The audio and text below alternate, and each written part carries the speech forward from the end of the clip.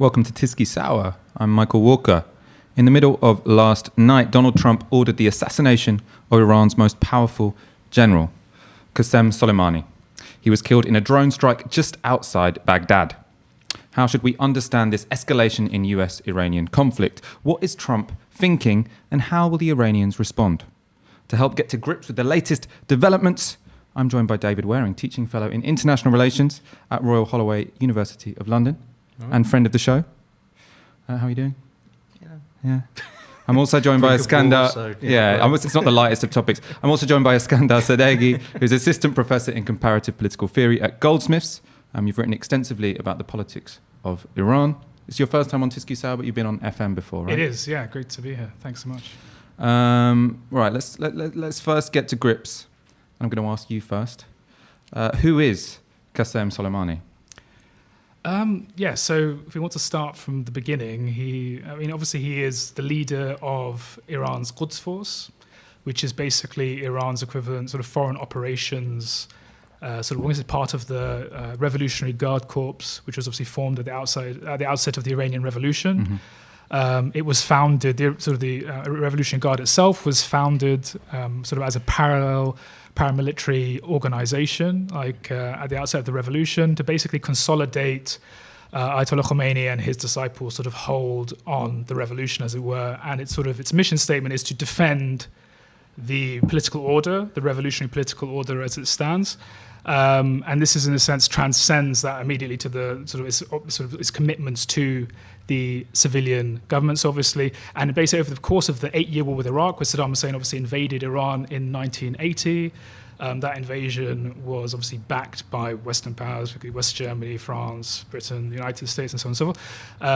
The Revolutionary Guard is steadily institutionalized. Qasem Soleimani is obviously a very young man at this point. He hails from the province of Kerman, which is obviously now often known for being one of the areas where massive amounts of heroin are actually trafficked through Afghanistan, especially in the Taliban period. But in any event, he hails from this provincial background, and then through due diligence, his strategic mind and valor, he goes up through the ranks. And then I think in 1998, he becomes the head of the Quds Force. And then subsequently, obviously, following the invasion of Iraq, he goes on to further distinguish himself, and really his ambition is to kick out or eject the United States from the region. He's a complex individual, complex legacy. I think multifaceted, insofar as on the one hand he was able to really represent or symbolize Iran's self-sufficiency on the level of defense, being able to defend the country, particularly against United States aggression and depredations. But at the same time, he's part of obviously the Revolutionary Guard, which is also seen as an authoritarian, unaccountable institution, which is not democratically accountable, and obviously is detrimental for the broader struggle to deepen democracy within Iran itself. So I think whenever talking about a figure like him, we need to kind of get that multifacetedness, at least to begin with. And also, what's someone like myself who doesn't know that much about Iran, what's come out today is that, not come out, or what's been apparent today is that he wasn't just a military leader, he was also an incredibly significant political figure in Iran to the population as a whole. So to introduce this conversation, I want to go to a CNN clip. The commentary on it is interesting enough, but the main reason I want to go to this is because it's got footage of events on the streets in Iran of people, celebrating his death or mourning his death or protesting. Yeah. I meant celebrating his life, I suppose. Mourning his death or protesting what the Americans have done. So we're going to go to that clip now. Look at these live pictures, okay? These are the streets of Tehran. You have thousands and thousands protesting there today. The action of the United States in this assassination, this comes as Iran's supreme leader is vowing, quote, harsh revenge on America after killing its most powerful military general, really the most powerful military general in the entire region. Let's go to our Ramin Mostagim, who is live in Tehran now with more from the capital city. In more than 800 cities and towns, rallies in post-Friday prayers are underway, and death to America as usual, and also revenge, revenge, revenge is shouted by the worshippers of Friday prayers and different walks of society. And so people are, by and large, are admiring Qasem Soleimani as their martyr and then paying homage and respect to his family in Kerman, his hometown and the village that he was born. So we can say that the rallies are ongoing and we are still to see the... Yeah, so I mean, people in this part of the world, people like myself, you just look at various videos on social media, you're not sure, what impression you should take at face value. Is this genuinely a popular guy in Iran? People are really mourning, a political hero and a political leader. Yeah, well, I think like any society, Iran has obviously serious cleavages, and and often this is often forgotten. We say the Iranian people think this, or the Iraqis think this, and obviously, no, it's a society with serious cleavages running through it. But at least on the polling data which we do have, and obviously there's a lot of debates on how reliable that is, he was generally seen as the most popular sort of political personality in Iran, even more than Javad Zarif, more than the foreign minister, more than many others. And this, and again, there were many people who obviously probably really might have happy about this or disliked him profoundly or thought that his sort of influence in the region was actually pernicious or negative or reflected badly on Iran or whatever. I'm sure that those voices certainly exist. But the fact that, it's very clear that he was a popular figure, because I was just sort of looking at the reactions, and I was quite surprised, to be honest, the extent from basically liberal religious nationalists who are literally constantly criticizing the Iranian state as a whole, criticizing whether it's corruption, whether it's lack of democracy, whether it's clamping down, whether it's questions over political prisoners, constantly just literally upbraiding the Iranian state, expressing absolute sort of dismay, outrage, and expressing their condolences to that, to obviously even actually grand ayatollahs who have been also dissidents and very critical of the Iranian state, similarly expressing a lot of sympathy. And this is obviously because beyond his sort of role in the region, he was seen as one of the, part of a generation which fought to defend Iran in the course of the Iran-Iraq war, when Iran was like at risk of, dismemberment, and actually, 1 million people lost their lives and were injured. So he was seen very much as... And that was when Saddam Hussein was wholly backed by the United States. Wholly backed. So he was before they exactly. Him a few so he years was later. He was seen as much bigger, and he was obviously, representing Iran as a sort of Iranian national figure. And one of the interesting things about him is that he kept clear of a lot of the factional infighting which we would see between reformists and hardliners and all these sorts of things. So for the most part, with the exception of perhaps maybe in 1999, the student protests, where he did actually sign a letter with a bunch of other IRGC commanders basically telling the Khatami government, which was the reformist government at the time, to get a hold on the situation, otherwise there would be repercussions. With that exception, and obviously the conditions of that and under which he signed it and whatnot, we do not know, he was generally above these sort of factional sort of pettiness which we often would see.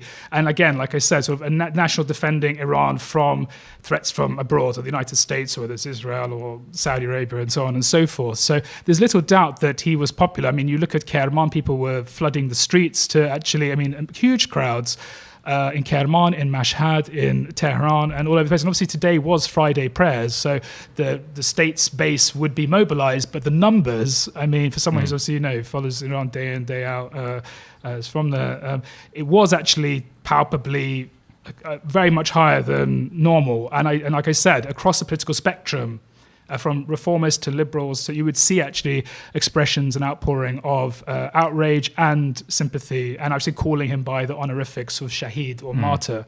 And obviously martyrs in Islam never die. So, Trump in effect immortalized Qasem Soleimani and really in many ways gave him the fate which he had always anticipated for himself.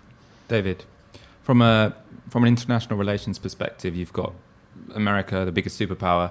They have assassinated via drone strike a foreign leader in a third country. How unusual, how exceptional is this? It's exceptional by virtue of the fact that the guy is so senior and it's so blatantly an act of war, and because it comes on the back of tensions which have been rising.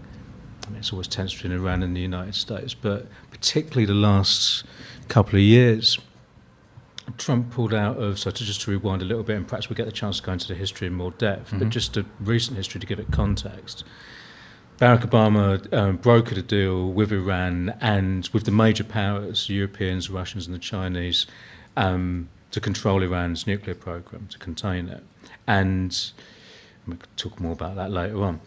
But at that point anyway, without going into huge detail about it, the point was that relations between Iran and the US were as stable as they had been for a while, I guess. And there was the potential for that to develop further. I mean, the idea between Obama and his senior foreign policy advisor, Ben Rhodes, was that this would be the opening to a wider rapprochement between Iran and the region.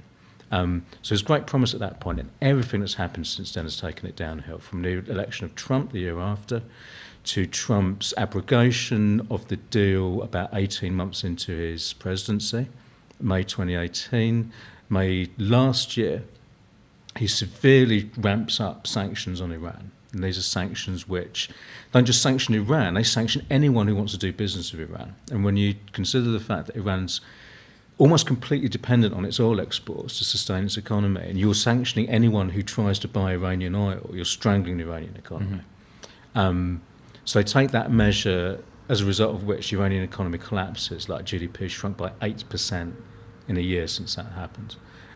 People struggle to buy food, people struggle to buy medicine. It's really, really serious. When did those sanctions So the start sanctions to... kick in particularly harshly. Iran's always under some kind of sanctions from the US. But this ramping up of sanctions comes in May 2019, alongside a quite major build-up of American, military personnel, military hardware in the region. I think they send another aircraft carrier battle group into the Gulf.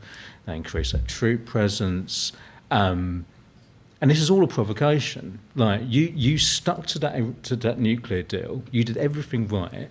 In return for which, we're tearing up the deal. We're throttling your economy to the point where we want your regime to fall, and we're sending a bunch of military hardware to your doorstep. We're going to, sail our aircraft carrier battle groups next to your country, on your shores. The same aircraft carriers that shot down an Iranian civilian airliner in 1988, 655? Yeah, 655. Yeah.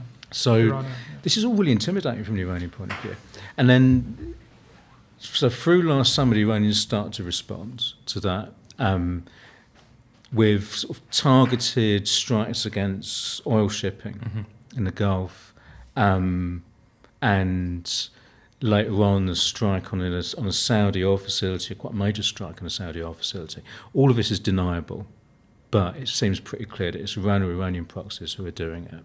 And the idea of it is to sort of say, if you're going to put these sanctions on us, there's going to be a cost to you. Exactly. Right? It's to say you can't just let us, you can't just strangle us and expect us to suffer in silence. Well, the exactly IMF it. predicted the economy to contract by 9.5%. I mean, if you imagine like what austerity has done to Britain and the amount of people that have died as a result. I mean, as anecdoted from relatives, I mean, just what you were saying. I mean, drugs, food. I mean, just people can't even eat meat anymore. I mean, it's just absolutely the collective immiseration of 80 million people. I mean, that was the intention of it entirely.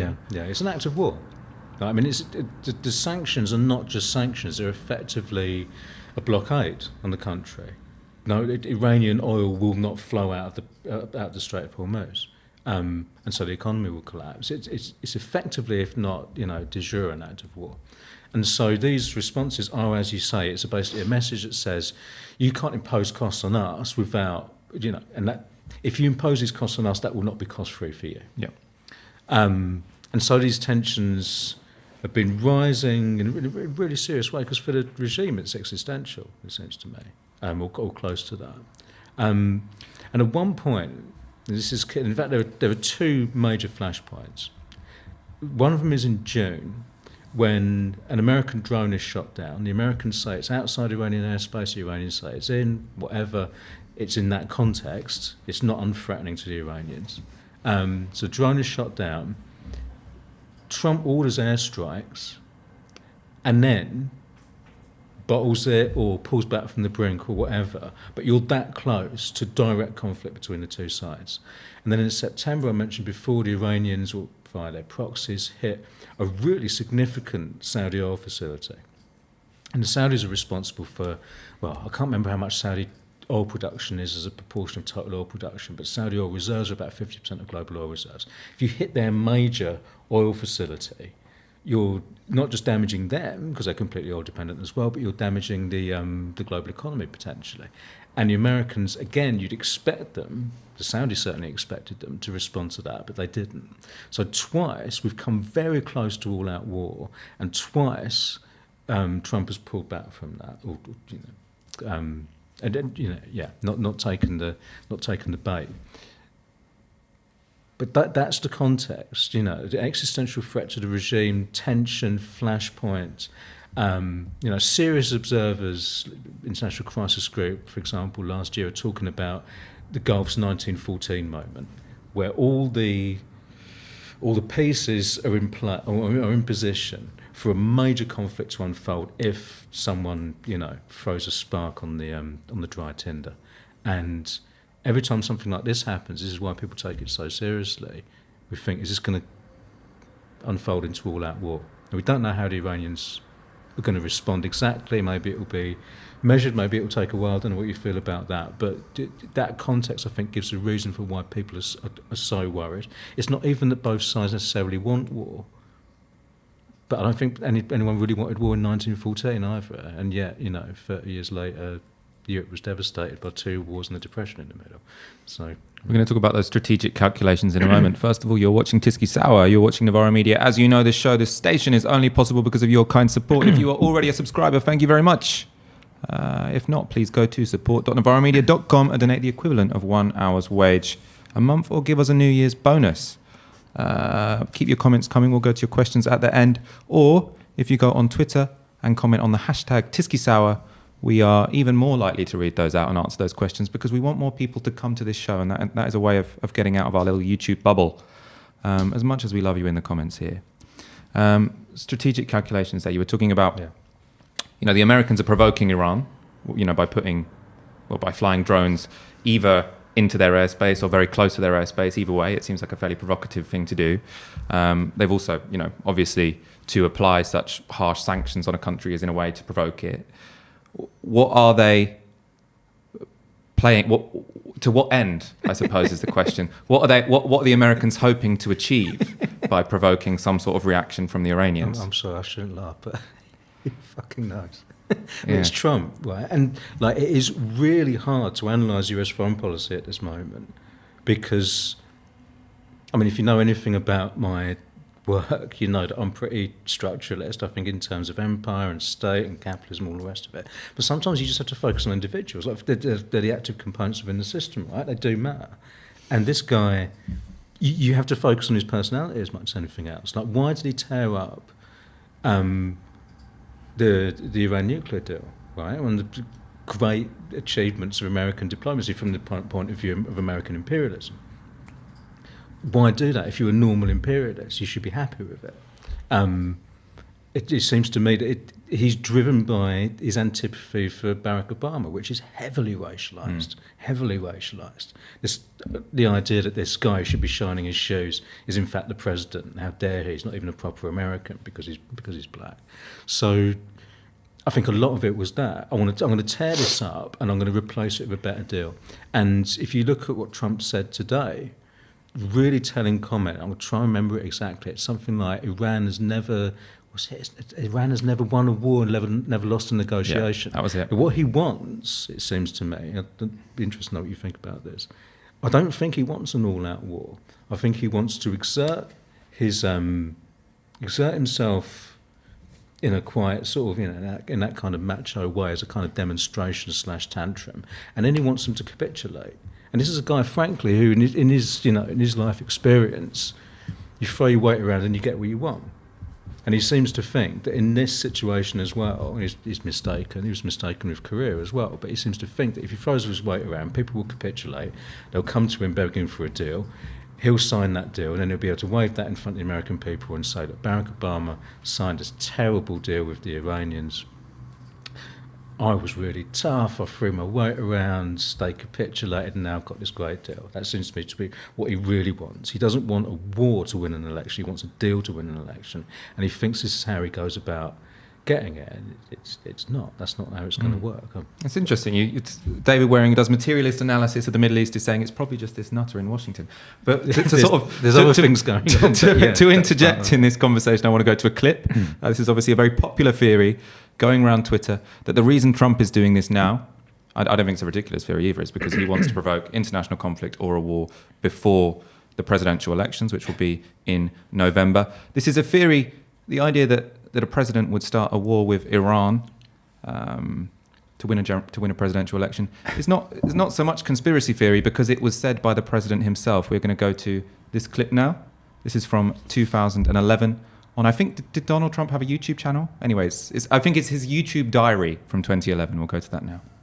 Our president will start a war with Iran because he has absolutely no ability to negotiate. He's weak and he's ineffective. So the only way he figures that he's going to get reelected, and as sure as you're sitting there, is to start a war with Iran. That was Donald Trump saying that Obama was going to start a war with Iran to win the 2012 presidential elections. Obama didn't. It looks like Trump is going to. I should probably say that it seems some of you are having problems in terms of the relationship between the audio and the sound. Apologies for that. We're going to get that fixed while that's happening. Do you think that's what this is about on the most basic level? Is this just Trump trying to start a war to win a presidential election? No, I think there's a lot more going on. Obviously, I think what David's saying, that Trump obviously has invested. He's basically, a lot of it is moving against Obama and the presidents which Obama had set. But I do think that actually there's something else also going on. I do think that there was very much a major disagreement within sort of the heartland of American empire over what to do with Iran. So on the one hand, I think Trump would love to have a better deal if he could actually sort of have this sort of moment with the photo hand in hand with Rouhani or something like that, and said I bested Obama. But then, there is sort of... Kind of like the Boris Johnson's deal to Theresa May's. Yeah. No, I think that's definitely going on. But I also do think that there's a huge number of people, both amongst the Democrats, the establishment Democrats, and the Republicans, and sort of the broader foreign policy establishment, which find the very idea of a deal with Iran absolutely anathema. And the main issue that they have, I think, they're just fundamental, and obviously in concert with obviously the deep penetration of Emirati, Saudi, and Israeli sort of lobbying in Washington, Capitol Hill itself, are deeply opposed fundamentally to the normalization of Iran and its integration to anything like a broader security architecture in the region. They're fundamentally unwilling to accept that. And the reasons for that are undoubtedly very complex. They go back to the revolution, the overthrow of the Shah, the hostage crisis, many, many things going on. And also, I think many people in Washington, as well as in Tel Aviv and Riyadh, are fundamentally opposed to that, because obviously, they've had 40 years. Previously, the Shah was basically the key pillar in the Nixon doctrine for for basically guaranteeing regional security on America's behalf. And then obviously the Saudis have never been able to really fill those shoes really to the same extent. But in any event, they're worried that, God forbid, that an actual Iran which is normalized could perhaps take up a sort of a bigger role, or just cease being absolutely anathematized and demonized and having sanctions. And actually, how about, perhaps, and again, this is not my personal position, but it's sort of in saying sort of, American corporations going into Tehran potentially and actually, using all this, 80 million people, highly educated population, highly skilled, lots of resources, perfect for tourism, all these sorts of things. Obviously, there are domestic obstacles to that happening in Iran as well. There's a domestic pushback. But that kind of scenario is absolutely opposed by both the Democrats and Republicans and many within the foreign policy establishment. And obviously having Iran as a convenient demon is great for Netanyahu, is great for Mohammed bin Salman, is great for whoever happens to be in Washington, because obviously having this boogeyman just necessitates further American imperial penetration into the Middle East. It just justifies it. It says, of course we have to be there. And we've just seen this actually. They've assassinated Qasem Soleimani, and they might, the Iraqi parliament might actually end up ejecting them from Iraq. Perhaps. We have to see. But they've already sort of announced that they're going to send another 3,500 troops into the region. So it's basically just a vicious circle which always underwrites deeper and deeper American imperial penetration into the region and just keeps generating crisis after crisis after crisis. I think that's definitely true. There's in terms of thinking in Washington. I mean, it is a little bit. I feel like it's split between. I don't want to get into too sort of technical IR language, but basically more sort of conservative. I'm trying to say what's a way of saying realist without saying realist, like more sort of conservative foreign policy types. Just so you do, these are the states you deal with them to the best advantage you possibly can. In a pragmatic way. Yeah. You accept the world as you find it, you deal with it in a pragmatic way, for want of a better term. And Obama was actually a small c conservative in foreign policy terms, and a pragmatist. And he wanted to take the approach that, look, the regime's there, it's been there for 40 years, we can't do anything about it, we've just got to live with it. So let's try and bring them in and have a rapprochement, and that will stabilise the Middle East to some extent. The Middle East will be less of a drain on us geostrategically, militarily. And also, the Europeans were up for that as well.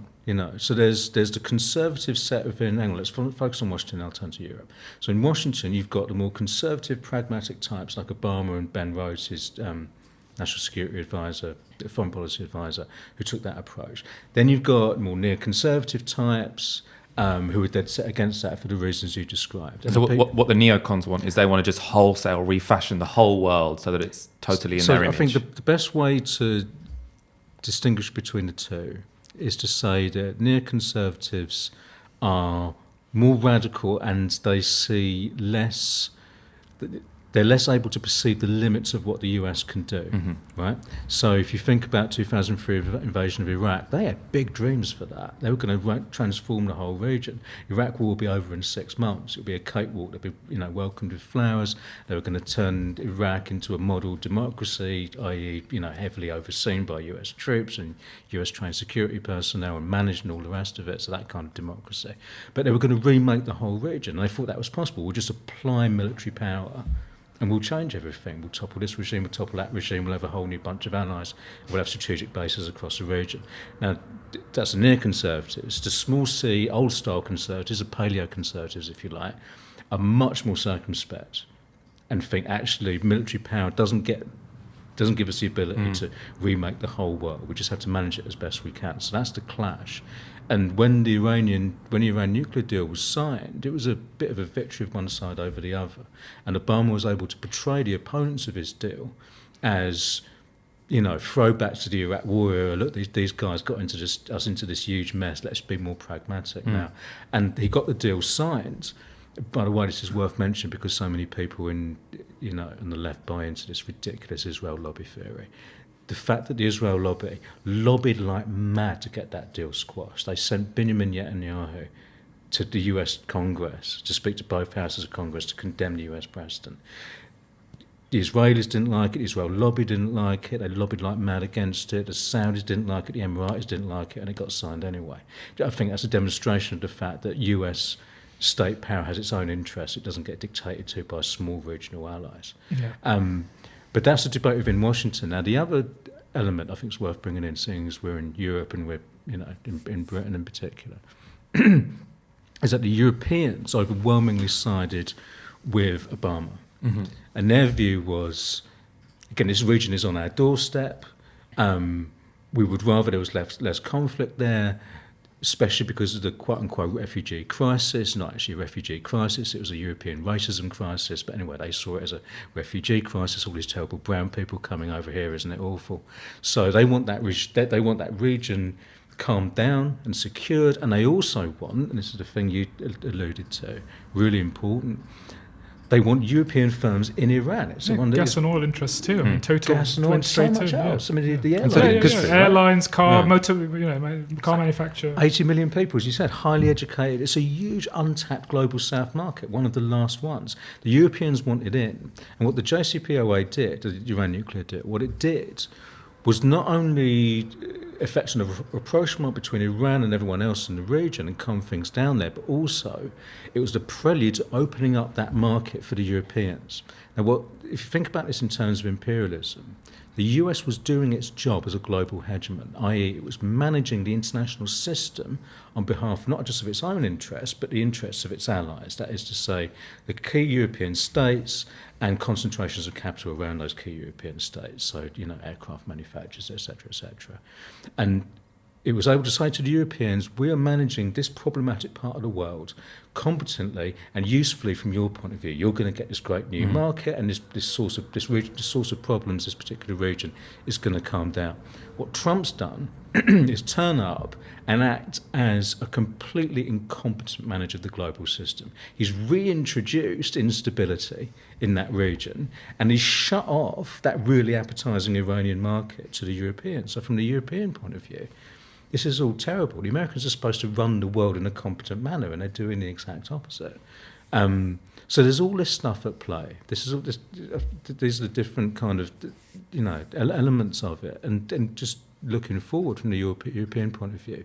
What they've got to be thinking at this point is, we've based our geopolitical strategy since World War II on American leadership of the global system, American management of international relations, interstate relations, and international capitalism, on the basis that these guys know what they're doing and they're reliable government to government, Republican or Democrat. But if these guys are going to just start electing sort of whimsical semi-fascists, do you know what I mean? Yeah. We can't trust them anymore. Can't trust them. And if we can't trust them, how do we? Because we can't manage the world ourselves as Europe. So it's a real dilemma for the Europeans. I want to switch to the strategic incentives sort of within Iran. So they had, they signed a deal which was going to allow a rapprochement between Iran and the West, North America and Europe. Now you've got some guy in the White House who's ripped it up, who's provoking the country. It's on its knees because of sanctions, but it doesn't seem like there are any good options. I mean, if you don't retaliate, then you just suffer in silence and your economy shrinks by 9%, etc. If you do retaliate, you risk a full-blown war with the United States, which, I mean, the United States won't necessarily win it, but I mean, it's not going to be pretty for anyone who lives in Iran, is it? So, I mean, it seems to be stuck between a rock and a really fucking hard place. So I suppose, do you have any idea of what are the debates going on within Iran about how they can respond to American aggression? Well, I think we already have been in basically a war of attrition already. I mean, over whether it's cyber war, it's the bombing of actually the Saudi oil facilities, whether it's, previous even sort of, the US probably with the cooperation of Israel assassinated Iranian scientists within Iran. I do think this has been ongoing. The sanctions are really, I just see them as a form of economic warfare. Mm-hmm. I mean, it's really just about trying to immiserate people so that they will obviously pour into the streets and obviously overthrow the government in some ways. Is there any chance of that? I suppose. I think that's really. I think just it's a delusion on the part of the state. They think if we squeeze so hard, they'll overthrow the government. No, I think it's absolutely completely misconceived. I mean, look, there were massive protests in Iran just recently in November, and they were obviously in a huge number of cities, but they're generally pockets and in the provinces. And really the poor and most immiserated who are just coming out in desperation. And obviously all it does is basically cause the Iranian government to clamp down on them with an iron fist. And obviously lots of just poor Iranians are just getting brutalized by the Iranian state. I mean, that's all it essentially does. And the thing that was actually interesting for me today, and again, it's always difficult to measure the things, so I'm not saying with certainty, but then even in many of these areas, places like, I saw Mahshar, which is based in Khuzestan, another one called Qut Abdullah, and places like this, there were actually there were protests there, and significant ones. Actually, there was sort of people coming out in favor of Qasem Soleimani. I mean, there were videos being shared. Obviously, this all needs to be pursued further and verified. But the fact that, for instance, he had gone there previously when there was flooding and there was devastation, environmental devastation, he'd gone and visited the area. I mean, these things actually do kind of count. And this is why I do think he's going to be extremely hard to replace. I mean, obviously, the IRGC is a very, very competent, powerful, complex set of institutional organization, which has, military, economic, and many other different components to it. So he has already been replaced on the very same day. But whether, someone of that stature who actually manages to sort of embody this kind of, sort of Iranian nation and national inspiration, sort of Iran as a rising power as well, kind of this idea. Is he more powerful as a martyr, though, in terms of the Iranian regime shoring up support for itself? I mean, it's going to prevent just fodder for them, as the Iranian state can just, I was just sort of mentioning this on the Twitter, that it's like basically just created, as a martyr, he's far, far more powerful than if he sort of aged and the regime has suddenly declined. And then he had supported, exactly, and he supported clampdowns internally. This way that legend will always sort of live on, and we're probably going to see transformations in the urban geography of Iran through roads and highways and statues being built in his honor. So they've given plenty of fodder.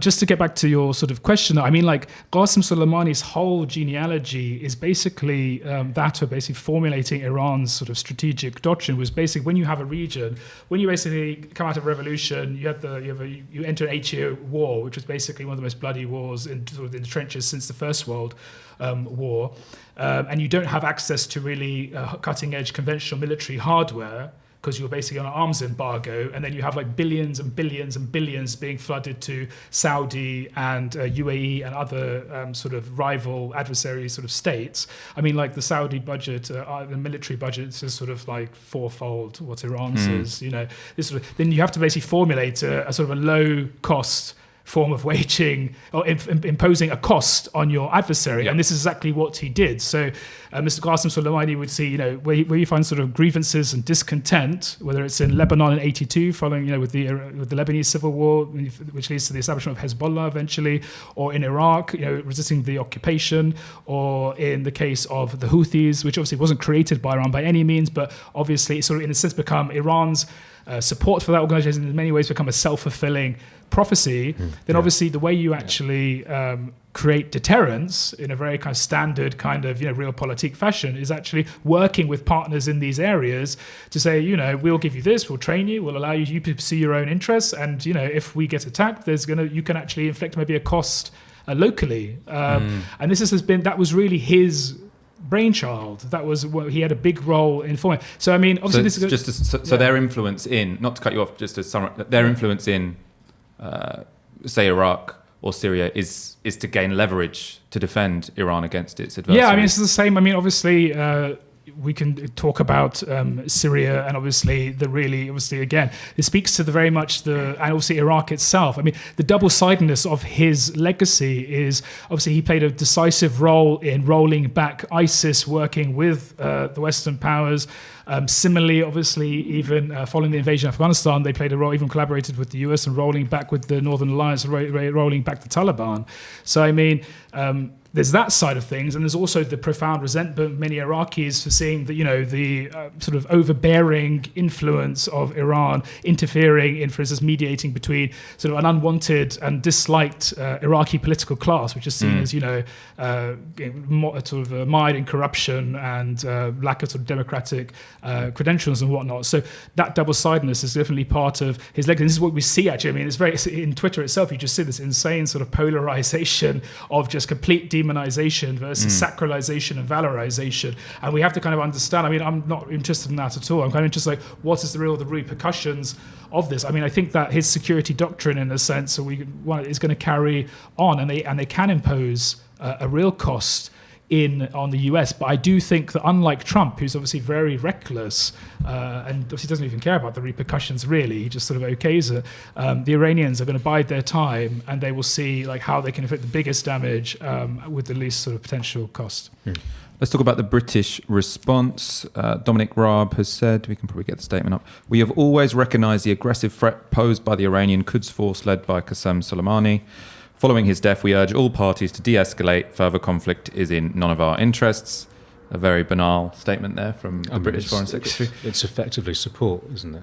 That's what you interpret that as, effectively support. Yeah. And do you think the British state do you think that they didn't wake up, and Boris Johnson didn't wake up and say, "Fuck, what's Donald Trump done now"? You Absolutely. Think yeah. So he did do that, but he is also willing to completely 100% support what's happened. They didn't tell the British before they did this.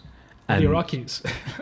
Or the Iraqis. no, they didn't tell the Iraqis come to that. No, they didn't tell anyone. They just went ahead and did it. And in fact, not only did that, they didn't tell the British. The British have 400 troops in Iraq. So the British are targets for any retaliation because they're part of the coalition. The US is leading partner and, a problem for Iran for 100 years. They didn't tell the British if there are 400 troops in Iraq and God knows how many civilians, diplomats, what have you. They didn't tell the Iraqis whose country it is. And they didn't tell the Americans because they're American civilians and, in Iran, American diplomats. They hadn't told the American diplomats in Iran. Hardly anyone knew anything about it. I suppose it was, if you're going to, drone strikes on individuals are pretty top secret, aren't they? I guess so, but do you know what I mean? Because if it gets leaked, then the whole thing fails. As far as I'm aware, the diplomats find out afterwards when they're like, right, okay, now you better leave. Which is potentially a bit late. But are Britain and the EU going to be putting, well, I suppose it's happened now, hasn't it? But I mean, what is going to be Britain and the European powers' role in any incoming escalation, as it were? Will they be trying to play a de-escalating role, as they're saying in their statements, or what do you see happening? So remember what I was saying before about their view of the Iran nuclear deal and how it was actually really good for them, and they're pretty pissed off that Trump tore it up. Now, since he exited it, what they've been trying to do is maintain the deal by saying to the Iranians, well, the rest of us are going to stay in this deal.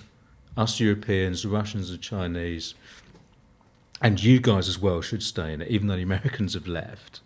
And it's hard to do that. It's hard to maintain that from the Iranian point of view because they're not getting any of the benefits. Their nuclear program has been severely curtailed, and they're not getting the sanctions relief in return. So the problem for that is because, to go back to real basics, the US have applied sanctions on Iran, not the European powers in this case. Secondary sanctions, though, that any basically company, irrespective that wants to deal with Iran is basically potentially subject to the wrath of the US Treasury and being fined like insane amounts. So if you're BP, you don't buy oil from Iran because that will mean Chinese you're banks sanctioned won't. Even by Chinese the banks Americans. won't. I mean, it's that serious. I have just anecdotal accounts of even sort of credible Chinese banks are unwilling to actually work with Iranian firms. I mean, to even lend to, for instance, Chinese companies who then want to work inside Iran. I mean, it's that serious. And you're talking about oil revenues. I mean, Iran from 2.5 million barrels a day to 400,000, something along those lines. I mean, it's just trickling in the revenue. I mean, this is why. To go back to the process of November, I mean, this is in large part why the Iranian state basically took this extraordinary measure of basically removing this $30 billion subsidy annually on Iranian oil, which obviously then it turns out to be sort of a regressive tax and then punishes basically the poorest initially. They were meant to replace, previously when Ahmadinejad had done a similar thing, they basically timed it so you had a cash subsidy prior to the removal of the subsidy, so then people would be reimbursed and more so it would actually be beneficial to the poorest classes. But I think because of the extent of the fiscal crisis, they weren't actually able to do that, and it was very incompetently done, and they basically tried to do it on our equivalent of a Friday night, and just sneak it in, and obviously there was just immense outrage as a result. I mean, the price of oil for people living in Iran rocketed, and the that's price exactly of the kind of thing Americans want, right? Yeah, because exactly. That's the kind of thing that causes political. What is the that's a desired outcome? Yeah. So, to take it back to this question about what the Europeans are going to do, not only has Trump sabotaged this deal, he's also, in effect, not waged economic war on them, but he's preventing them from doing business with Iran, which is kind of none of his business, So it's not just that Iran is sanctioned, as you're saying, it's that anyone who wants to do business with Iran is sanctioned. If you want to do business with Iran, okay, but forget about any access to the American market and forget about any access to the dollar, the world's, reserve currency, which people kind of need. Firms need it, countries need it. And the Europeans have tried to maintain this deal. They tried to set up a special purpose financial vehicle that will allow companies to trade with Iran and evade US sanctions, but they can't make it work. They want to make it work, so they're interested to make it work, but they can't. So the Europeans, in a way, have tried to stand up to Trump.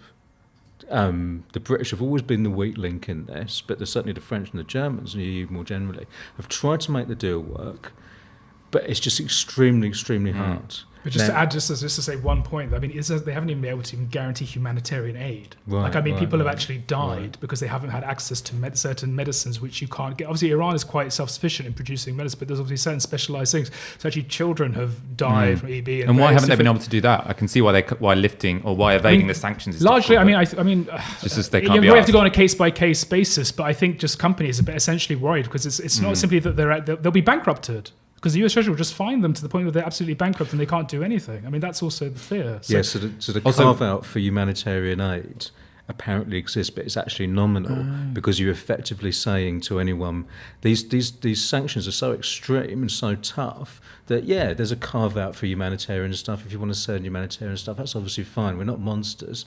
But everyone's like, So well, what if I pharmaceutical get caught by companies them won't anyway? provide specialist medicines because they're worried that Yeah. they'll find themselves on the Yeah, wrong it's side happened of US recently with a sanctions. Swedish company. I mean, Wow. it's really horrendous. Yeah. Yeah. So in a way, this is making it sound like the Europeans are in an impossible situation. What demands should be made of the Europeans? If they could they play more hardball? What more could they be doing? Or the British, for example. I think that's a good question. What do you think?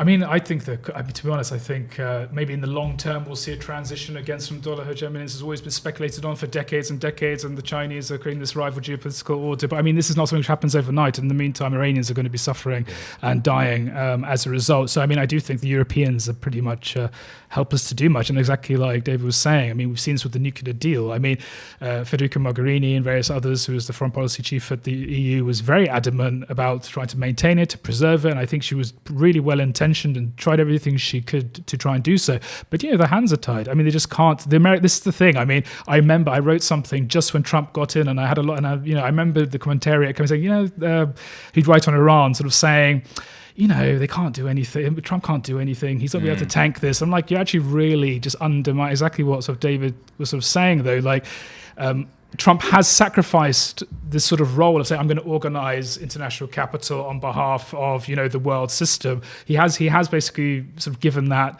role up, but they still have immense power through the Treasury, through international financial organizations, through the hegemony of the dollar, and they can really exact a price. And we've seen this, and it was predictable, to be honest. I mean, when you first saw his cabinet, it was just packed with neoconservatives from like Giuliani, and then obviously then Bolton came in. I mean, Pompeo himself is like a rabid evangelical. I mean, so it's the thing. The people around. He has his own vision, I guess, but then he's always got like very, very hard line, sort of neocon type sort of personalities around him, which are always kind of pushing him as much as they can without losing their jobs. Yeah. Do you want to look at how the Europeans and the British are going to approach the next few days and weeks in terms of if a conflict breaks out? Is that what you were asking us? Yeah, I was sort of asking in terms of what should be, because lots of people who are viewing this are thinking, what demands can we make of our government? What would we be if we were protesting the British government? What would we be protesting? But keep it quick because I want to go on to the lens which we will view many things on Novara Media over the next few months, which is the Labour leadership election. Right. We should also probably just talk about the left just generally, how it should actually position itself to this issue because obviously we're inevitably going to get the typical debates over, obviously we're obviously not defending the Iranian state, but we're actually worried about the process of war. You know what, let's do this through the lens of the Labour leadership election, All right. because a lot of these issues come up in the tweets. So we are going to start with, so obviously for the next 3 months, we're going to looking at the direction that the Labour Party is going to take. It's currently led by an anti-imperialist. We can go to his statement at the end. I think I've put it in here. But all at the moment, the various contenders are going to have to respond to various events to try and show us what kind of Labour Party they will be leading, what kind of opposition they will be leading, and potentially that will be leading the left as well. It depends who wins, I suppose. We're going to start with Keir Starmer, who had a very weak one to begin with. He said earlier this morning, this is an extremely serious situation. There's a clear danger of further violence and escalation in the Middle East. We need to engage, not isolate Iran. All sides need to de-escalate tensions and prevent further conflict. That could have been written by a sort of banal centrist bot, couldn't it? And in fact, it matches Jess Phillips, so yes. No, Jess Phillips actually came out with a slightly better statement. It was pretty banal, wasn't it? Well, Jess Phillips said, I'm changing the order, which Fox might be annoyed at, but is that okay? Jess Phillips said, reckless foreign policy does not show strength. It's not a game. The consequences of the escalating tensions between the US and Iran are not to be underestimated, not just once again on the civilians in the region, but on the whole world, I suppose that's pretty similar, isn't it? It's At least just- she called it reckless. Well, Whereas but she doesn't actually Keir name Starmer who, just says that, everyone should de-escalate and this is an unfortunate series of events. and hers isn't miles off that. Yeah. I mean, yeah. But what's interesting is the fact that Keir Starmer makes this really platitudinous, vague statement, not criticising the fact. Remember, what Trump did is a massive escalation. There's these. We didn't talk about the sequence of events leading up to, because he didn't just hit Soleimani out of the blue. There had been drone strikes on. Kataib Hezbollah in Iraq. Yeah. Yeah, so just this popular mobilisation force, which is Shia militia who have been trained by Soleimani, been trained by the Quds force to fight, amongst other things, ISIS. Clashes between them and the US. So first they're hit by drone strikes in the summer, which they blame on the US and Israel, but the US and Israel deny it. Then they start lobbing mortars into US bases. They finally they kill a US contractor recently. Then the Americans hit these guys, the Shia militia bases, and kill like 25 militiamen, wound 45. In return, they congregate around the US embassy, laid siege to the US embassy, and it's in retaliation for that the US kills Soleimani. So there's been this ramping up of tensions and tit-for-tat strikes. So what the US did in killing Soleimani was escalate it massively. You go from tit-for-tat minor strikes between... You go from a protest outside an embassy to a state power killing the second most powerful person in Iran via drones. Exactly. And in that there's no both sides here, really. Exactly. So in that context, Starmer should not be saying, six of one and half dozen the other. Yeah. He should be identifying the fact that our leading ally has escalated this situation to the point of regional war, and he's not able to do that. And what's really interesting is the fact that after everyone else releases their statements, which are a lot more critical, which are directly critical of the US, apart from Jess Phillips, everyone else is more directly critical. He comes back with a whole list of tweets, of like 5 tweets, Let's get saying, those up as well. wasn't it terrible what Trump did? So he comes up later. He's obviously realised at this point that he is running to succeed Jeremy Corbyn as the leader of the Labour Party, and making banal statements about US imperialism is probably not the best campaigning tactic. So he comes back later in the afternoon. He says the government's response to Donald Trump's actions is not good enough.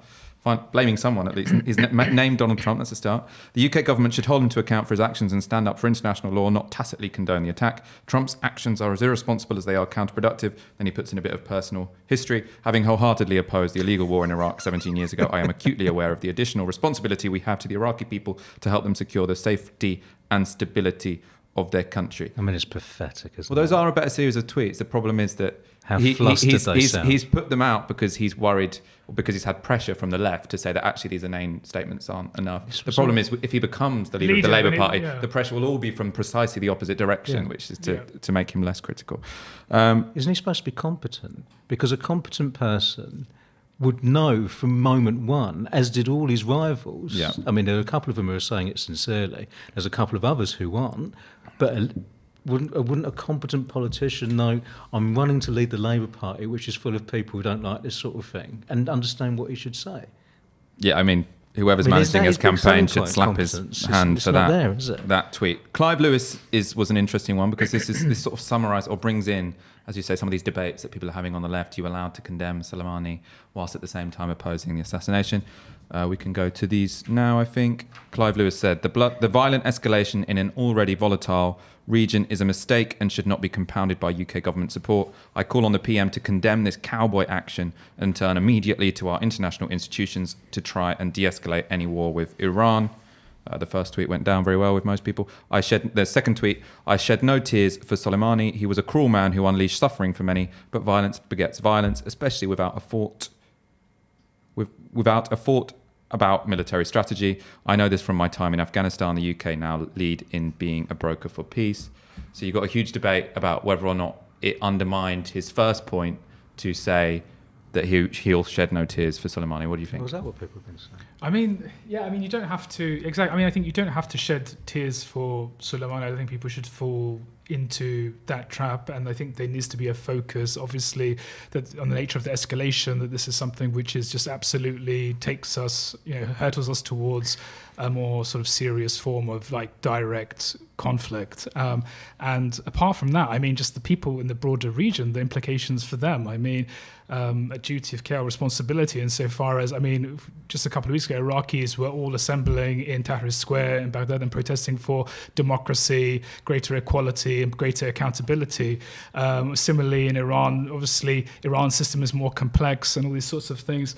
But, people want sort of, again, want more accountability, want more democracy, want more equality, and all these sorts of things. And this is completely overshadows. If anything, I mean, this shifts. I mean, we just saw it actually. I mean, Iran was getting a lot of heat and criticism by Iraqis, many Iraqis within Iraq, until just very recently. Then, obviously, with the bombing of Kataib Hezbollah, this sort of this militia, which is part of the Popular Mobilization Unit, which is itself part of the Iraqi army itself. So, in a sense, the United States was bombing a part of the Iraqi security state, as it were, which is itself kind of problematic. And then obviously not even alerting the Iraqis, so a violation of Iraqi sovereignty. So again, this is a legacy of the Iran-Iraq war. But then anyway, all of these struggles of ordinary people is completely overshadowed now. It takes us closer to war. Their demands now are going to be completely stripped, or sort of, stripped of any sort of legitimacy. They're going to be absolutely cloaked in sort of this language of securitization.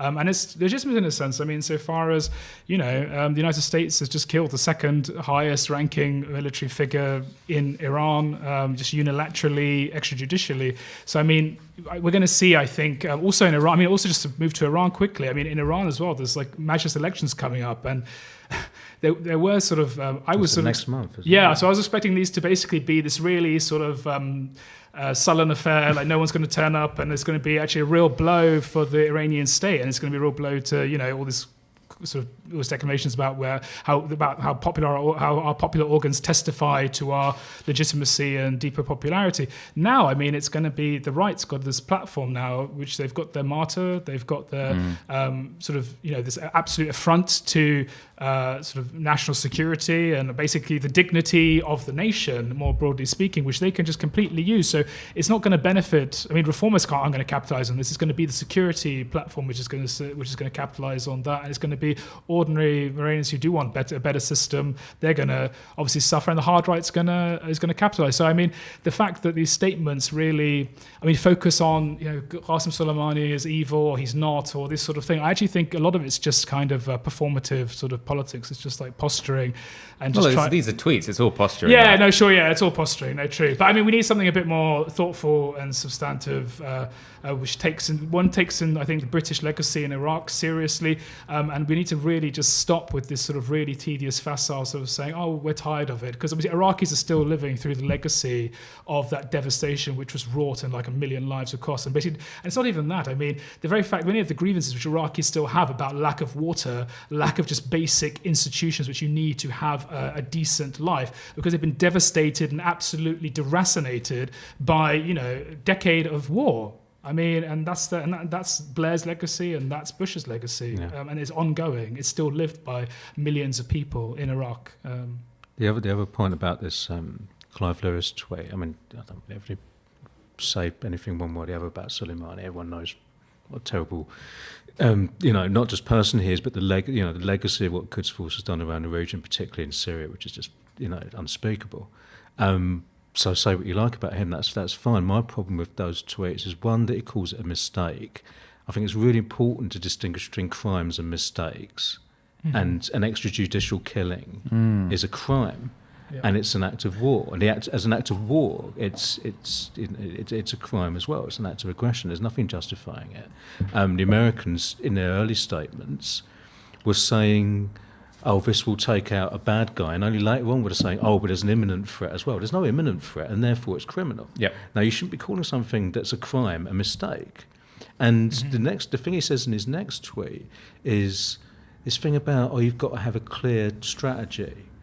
What, when you're committing a crime, you've got to have a clear strategy? I mean, I would expect from one of the leftmost candidates, sorry, Clive, if you're watching, I would expect someone from one of from one of the leftmost candidates in this contest, I would expect something better than this. It just says, "Oh, we've made an error, we haven't thought it through properly." No, the US has committed a crime. It's serious, and it should be treated as such. And this is one of the problems: the way we talk about foreign policy in the West, in Britain, where we talk about it in terms of the underlying assumptions. But we're the good guys, we do nothing worse than make mistakes, and people who are criminals and do bad things are the external people, the people out there, the other, And that draws on British patriotism, our default sense of self. We're the good guys, the evil comes from without, we do nothing worse than make mistakes. With Iraq, the way we talk about Iraq, like we didn't have an exit strategy, we mucked up on reconstruction. No, it was a crime. It's an act of aggression, And if we're not capable of talking about ourselves in those terms, we're not doing our job as a left. It's the left's job to critique that stuff and say, no, the West isn't a benign force for good in the world, And if we can't do it when Donald Trump is doing things like this, then when can we do it? So, Clive needs to rethink there, and I think it was Rebecca Long Bailey who got it right. Let's go to Becky Long Bailey's. With this assassination, President Trump is pushing us to the brink of another disastrous war that would cost countless lives, further destabilise the region and make us all less safe. Our government should help de-escalate tensions, and we must resist any rush to war. For a while there was disquiet. When is Rebecca Long Bailey going to tweet? She's got a bit of a reputation for taking her time with these things, but you think it was worth the wait and that was the best one? Yeah, my issue with her is not her politics. My issue with her is she going to bring over to any leadership that she has the same people who screwed up Corbyn's leadership. But as long as she doesn't do that, then politically she's fine. That's not the issue for her. The issue for her is the associations. Let's go with Jeremy Corbyn's to finish. On his way out, the US assassination of Qasem Soleimani is an extremely serious and dangerous escalation of conflict with global significance.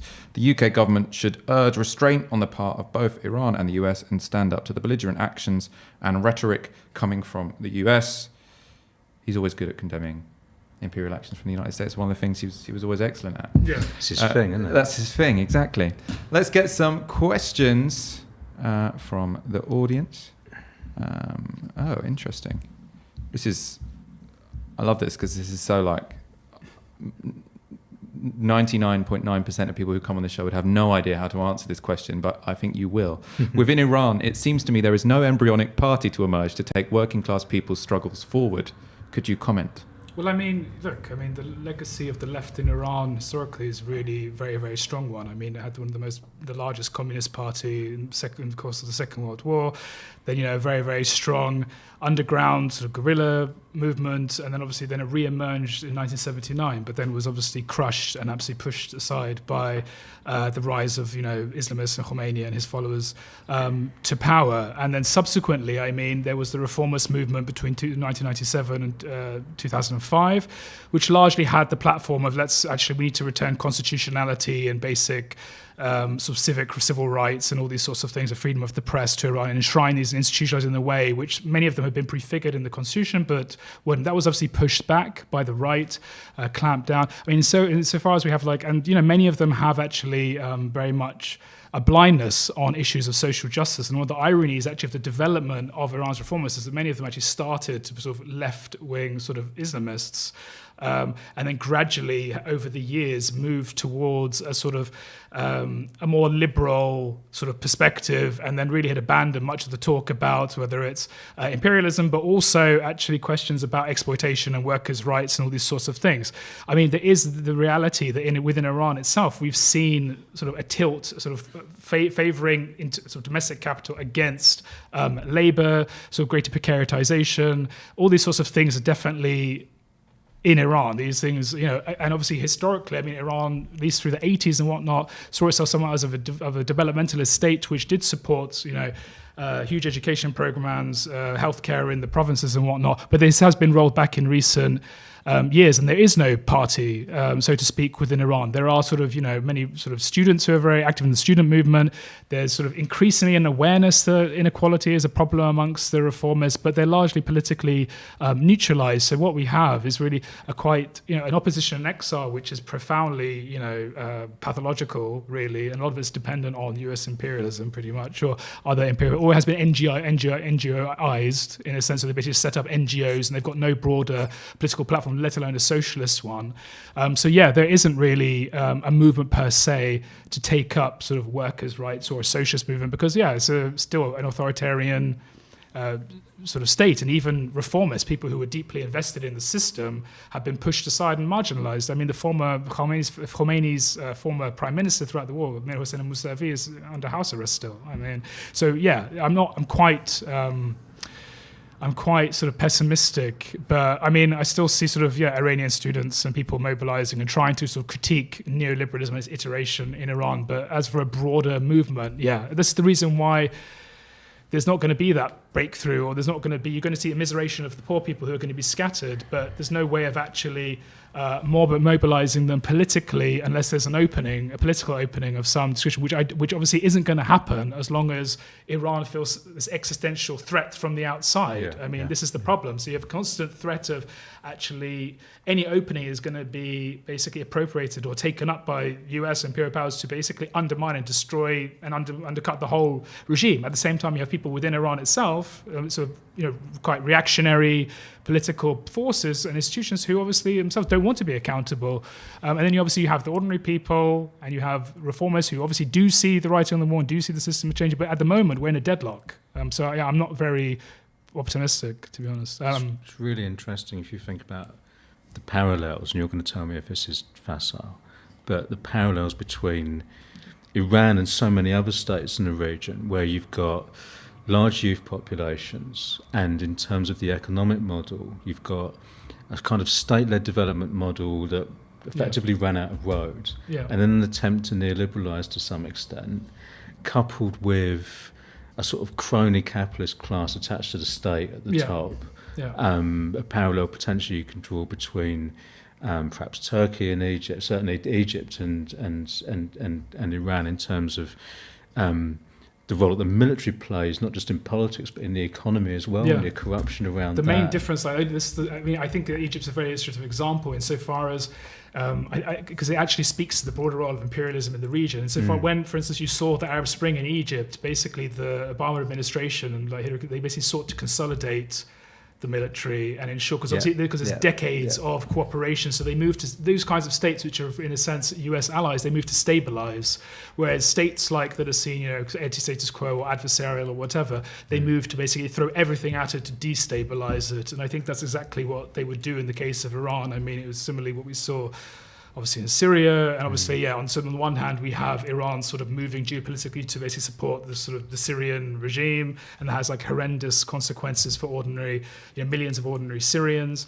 And on the other hand, if any sort of sense of instability in Iran, we see sort of the US does try to very much to capitalize on it, and that convinces obviously Iran that it needs to be very strong and not to open up, because any sort of broader opening, any sort of glasnost, so to speak, will be sort of manipulated, and then you will have it steamrolled into something else, like a form of civil war, and that's exactly what they're very wary of. I mean, tying that back to the question that was asked, I mean, there's a crisis of capitalism in the region that actually, I think, transcends the boundary between US allies on the one hand and the so-called axis of resistance on the other, where you've got economic problems in places like Syria and Iran, which is not dissimilar to economic problems in other parts of the world, and it's about the failure of the regional economic model, about the way the region's economic model plugs into global capitalism for imperialism. And in all of these places, their capitalisms might be in crisis, but unfortunately there's been insufficient presence of an organised left. There's been youth movements, but without that kind of that level of organisation that allows them to break through, seize power, control it and transform these countries. And another thing that's just really interesting is the fact that despite the fact that you've got this Iran-Saudi, pro-US, anti-US fault line in the geopolitics of the region, on both sides they're counter-revolutionary. Like the Iranians playing a counter-revolutionary role in Syria, and Saudis playing a counter-revolutionary role in Yemen and Bahrain. Yeah, I think these parallels are quite interesting. But I also just think, aren't I'll just go back to what you're saying. I mean, exactly. So you see sort of, I guess, this anti-colonial often struggles with its Nasserism in Egypt or the Islamic Revolution in Iran, which came out of this sort of broader constellation of anti-colonialism, strong state, state-led development, all these sorts of things. And then by the time of 89, with the crisis, the collapse of the Soviet Union, that kind of, imaginatively, there's nowhere really to go. Socialism is seen as been defeated, and the only real option is to actually open up to foreign capital. Iran is obviously in this dilemma because it seems any sort of opening, at least by those sort of unaccountable, like the Revolutionary Guard, like the Supreme Leader's Office, all this, do see foreign capital as a way of basically reinstituting neo-colonialism within Iran. So they're very, very hostile, whereas reformists and those who are sort of more technocratic class in the political elites have actually often sought to push forward that sort of agenda. So we need to integrate, we need to join the WTO, we need to actually have a good relationship with the IMF and these sorts of things. And actually the recent subsidy reforms in Iran, I mean, if you looked at the Iranian correspondence with the IMF over this, they're very, very positive and rosy. Because the IMF in favour of removing subsidies. Exactly, yeah. That's classic, isn't it? They did the same with Egypt, isn't it? Yeah. Marie-Len asks, Iskandar, do you not acknowledge that in fact supporters of the Iranian regime are a minority and the footage of mourning in Iran was state propaganda? I mean, I'm sure a lot of it is state propaganda, and I haven't done a Friday, as I said, during Friday prayers, but I just don't buy this idea that everyone who actually had an outpouring of distress and anger over the assassination of Qasem Soleimani is basically some person who's just been given, it's some client who's been given, a free sandwich or something. I mean, I just don't. This is often what you hear in the Iranian. I mean, this is why they've been projecting sort of the collapse of the regime for 40 years. I mean.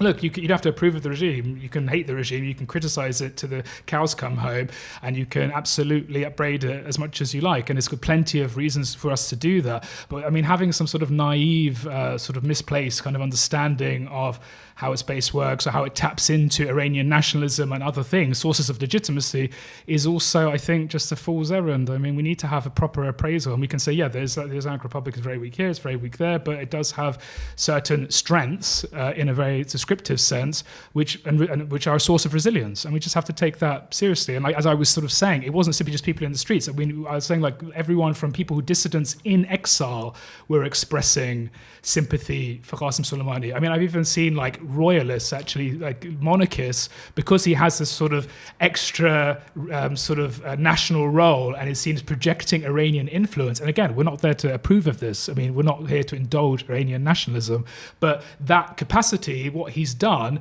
has a lot of cachet, has a lot of support, and it can garner support. I mean, just have to acknowledge it. Is it right to say that here you've got to turn to a large extent to the Iran-Iraq war as a kind of, almost like a founding myth of the modern republic? I don't mean myth in the sense it didn't happen. I mean myth in the sense it takes on this, story. Yeah, like similar role to World War II in Britain, where it becomes part of who we are. We stood alone against the Nazis. We didn't stand alone at all, but we stood alone against the Nazis. And in that case, we stood alone against Iraq. No one was prepared to arm us. Everyone was supporting Iraq. Totally. And we did Iran stand alone in that war? Did they have Soviet? I mean, they had. backing? Really, the reason for the support for the Syrian regime is exactly because Syria was the only real Arab state which stood with Iran as well. So even that has sort of a historical sort of link. And again, it's not about sort of indulging or approving, but we have to sort of take that part of the story very seriously. We can also say, okay, the war also facilitated the consolidation of the Islamic Republic and the annihilation of dissidents and other voices which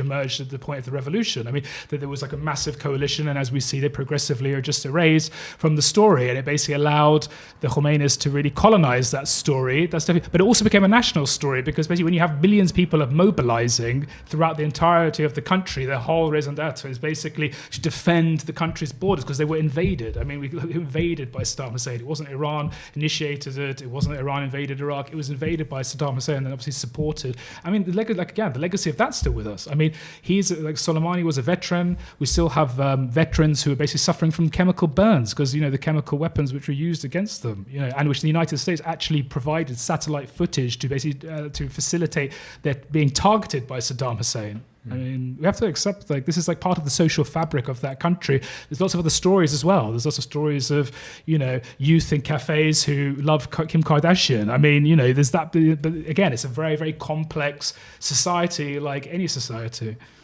Thank you both so much for that. I've learnt a lot. I hope you have too. You've been watching Tysky Sour.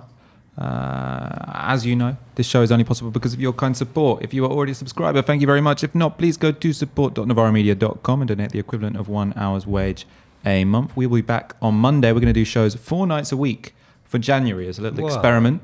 There'll be Monday, Tuesday, Wednesday. It's financially viable. It will continue forever. If not, it will be an experiment for January. In any case, see you next week. Good night.